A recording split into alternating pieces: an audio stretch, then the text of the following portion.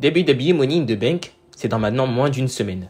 Qui de Tiffany Stratton ou encore de Chelsea Green va devenir la prochaine Miss Money in the Bank? Jey Uso peut-il écrire l'histoire en remportant la mallette? C'est ce que nous allons voir à travers cette vidéo pronostic. Salut tout le monde, c'est No434, j'espère que vous allez tous très bien. Écoutez, pour ma part ça va nickel.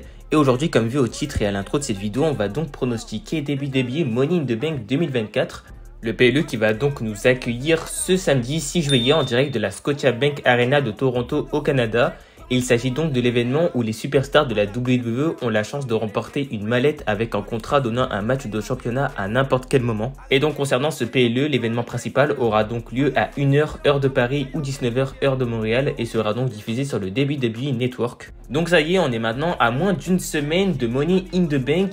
Et ce qu'on peut dire, c'est qu'on a une carte plutôt intéressante et je trouve que cette année, il y a vraiment beaucoup de suspense pour les matchs de l'échelle. Et pour moi, ça, c'est vraiment le plus important dans un match Money in the Bank, c'est vraiment le suspense. Et là, il y a plusieurs candidats pour gagner justement ce combat et remporter la mallette qui donnera bien sûr un contrat pour un match de championnat à n'importe quel moment, ce qui est juste incroyable. Donc sans plus tarder, on va directement pronostiquer le premier match, un 6-man tag team match, Kevin Owens, Randy Orton et Cody Rhodes contre la Bloodline.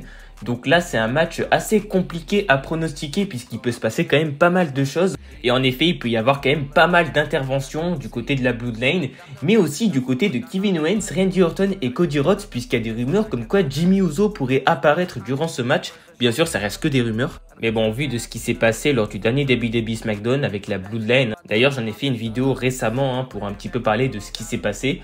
On a tout simplement Paul Heyman qui s'est fait éjecter de la Bloodline puisqu'il n'a pas reconnu Solo Sikoa comme étant son chef tribal. Et donc forcément Solo Sikoa s'est énervé et du coup la Bloodline l'a attaqué à plusieurs et il s'est fait vraiment attaquer de manière violente. Et donc là, moi personnellement, je trouve qu'on a une Bloodline plus crédible personnellement. Alors c'est vrai que Solo Sikoa est quand même beaucoup critiqué.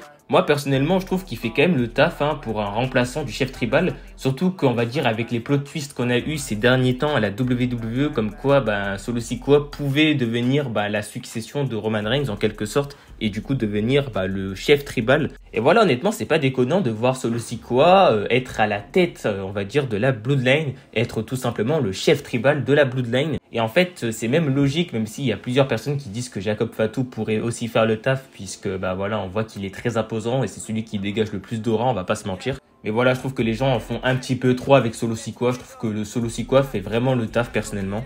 Après, bien sûr, ça reste que mon avis. Et du coup, à côté de ça, on a Randy Orton, on a Kevin Owens et on a bien sûr Cody Rhodes, le champion de WWE qui lui est toujours en feud avec la Bloodline. Voilà, on sent que c'est pas terminé. Et donc moi personnellement, je vais miser sur la Bloodline au vu de ce qui s'est passé. Je pense que la WWE vont vraiment vouloir les crédibiliser et je pense même qu'il pourrait y avoir un nouveau membre, même si...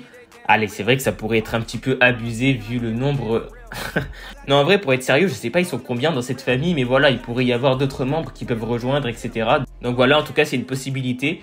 Mais bon, pour moi, ils sont favoris et je pense que la Bloodline va donc remporter ce match avec des interventions, avec de la triche, forcément, c'est eux les heels. Mais par contre, faut pas oublier quelque chose, c'est que Randy Orton, il vise un petit peu le titre de Cody Rhodes en ce moment et vu le passif qu'il y a entre les deux, on se dirige forcément vers une rivalité entre les deux. Est-ce que Randy Orton pourrait trahir à Money in the Bank Cody Rhodes pour le titre WWE? Franchement, ça pourrait être incroyable. Et en vrai, ça serait pas un mauvais timing par la WWE, même si selon moi, ça serait un petit peu trop tôt. Et vu qu'on sait que Triple H aime bien construire les storylines sur le long terme, je pense qu'ils vont quand même un petit peu attendre avant que Randy Orton trahisse Cody Rhodes. Mais c'est une éventualité en tout cas. Mais bon, en tout cas, on aura un très bon match. Je pense que ça va partir dans tous les sens et in-ring, ça risque vraiment d'être excellent. Et moi, je vais donc miser sur la Bloodline qui remporte ce match. Ok, donc on passe au prochain match, l'Intercontinental Championship, un single match entre Sami Zayn, l'actuel champion intercontinental, contre Bron Breakker. Et là, je vais pas passer par 4000 chemins. Pour moi, il faut donner le titre à Bron Breakker.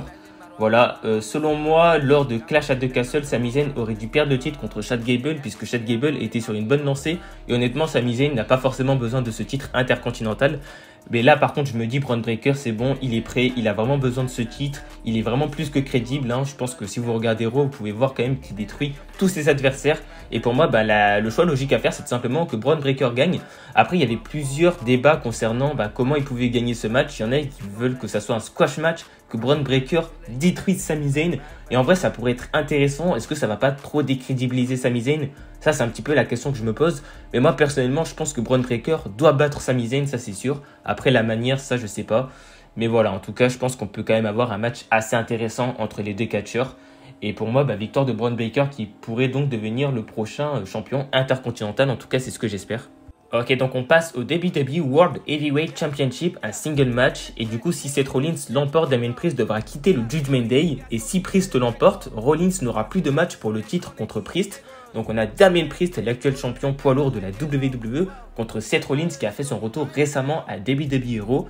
Donc voilà, ça fait plaisir de revoir Seth Rollins, mais malheureusement, il va pas gagner ce match, ça c'est sûr. Donc moi, je vais miser sur Damien Priest. Voilà, c'est assez rapide, j'ai pas grand chose à dire sur ce match.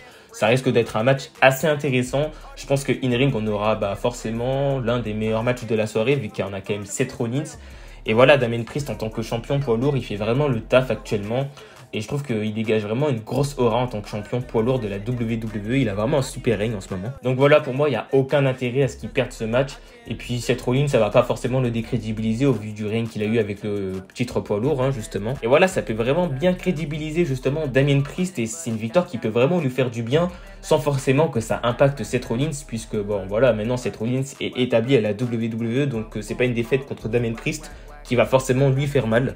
Donc voilà, moi personnellement, je vais miser sur Damien Priest qui va donc conserver. Ok, donc on passe maintenant au Money in the Bank Ladder Match féminin. Donc on a Io Sky contre Lyra Valkyria, contre Tiffany Stratton, contre Naomi, contre Zoe Stark et contre Chelsea Green. Et donc là, il y a énormément de suspense. Voilà, ça fait énormément de débat sur les réseaux sociaux, notamment sur Twitter, si vous y êtes. Et honnêtement, c'est très compliqué à pronostiquer, même si moi personnellement, j'ai 3 ou 4 favorites. Alors moi personnellement, Lyra Valkyria, j'aime bien. Je sais qu'elle se fait quand même pas mal critiquer, mais pour moi, elle fait partie des favorites pour devenir la prochaine Miss Money in the Bank. On a aussi forcément Tiffany Stratton qui est l'une des grosses favorites aussi pour remporter le match. On a aussi Naomi. Naomi, je ne m'y attendais pas, mais je trouve qu'elle est quand même assez over. Du moins sur les réseaux sociaux, je trouve qu'il y a quand même pas mal de personnes qui la voient remporter ce match. Donc en vrai, pourquoi pas. Et bien sûr, on a Chelsea Green qui pour moi, celle qui va forcément gagner. Enfin, je dis ça, mais c'est pas sûr, bien sûr, il y a vraiment du suspense. Et pour moi, vraiment, Chelsea Green, il y a plusieurs raisons à cela. Et d'ailleurs, je vous en avais fait une vidéo, donc n'hésitez pas à aller la voir. Et en vrai, la raison principale, c'est chez elle. Voilà, tout simplement, c'est à Toronto, au Canada, donc elle est à domicile, on va dire, à quelque sorte. Et en vrai, pourquoi pas la faire remporter ce match chez elle. Et en vrai, elle est over. On a vu aussi à sa pop, lorsqu'elle avait remporté le match de qualification à SmackDown, elle a reçu une pop incroyable. Et là, je me dis, mais imaginez, elle gagne le Money in the Bank match. Je me dis que là, la pop, elle va être encore plus incroyable, puisque ça sera lors du PLE lui-même.